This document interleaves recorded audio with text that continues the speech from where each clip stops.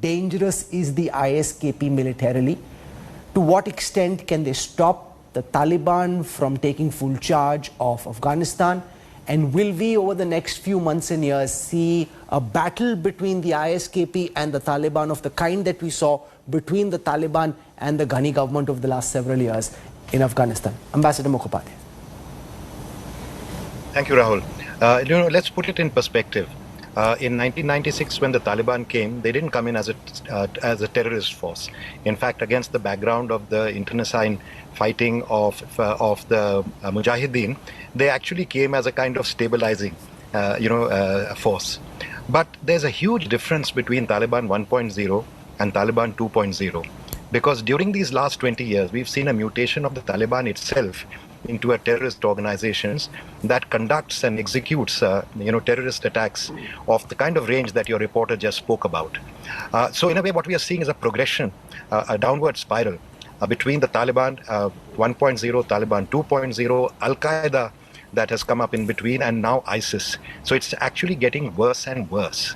What we are seeing is the progressive degeneration and and progressive nihilism coming into the kind of radical extremism. But the more important thing is distinctions between Taliban, Al-Qaeda, ISIS are really distinctions between 1920, 1920.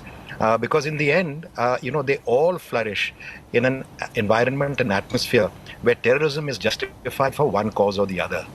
And, even the division between the ISIS and the Taliban in the attacks that have been conducted, some of which were just recounted by your reporter, they are just a division.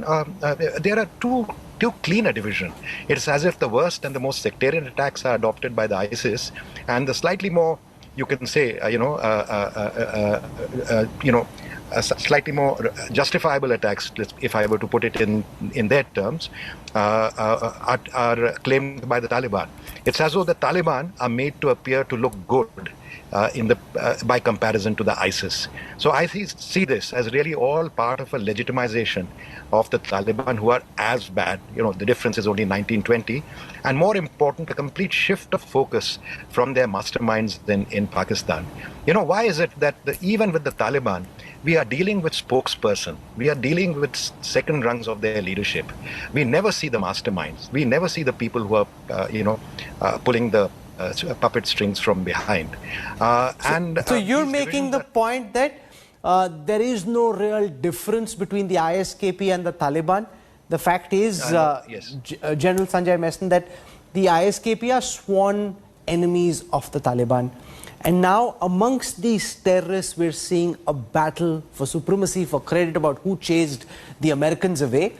How dangerous are the ISIS in Afghanistan to the Taliban's attempt to try and set up some semblance of governance in the country?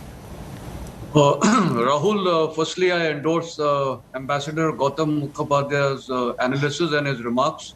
Incidentally, we both were together in Kabul for some time.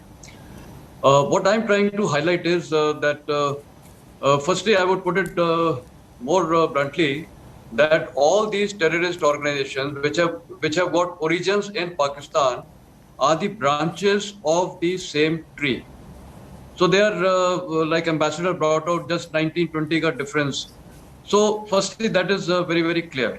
So how dangerous it is, I would say, really these organizations cannot be termed as dangerous. See, why the world calls them as dangerous? Because they resort to terrorist attacks on civil populations, and so therefore, it is terrorizing people by such acts, and we give them a tag that they are very dangerous. They are not professionals.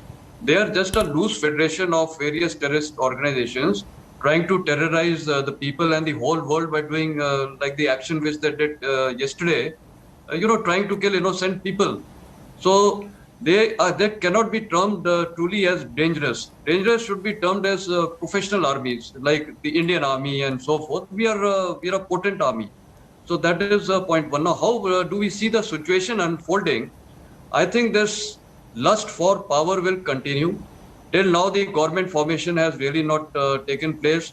They had spoken that they will look for an inclusive government.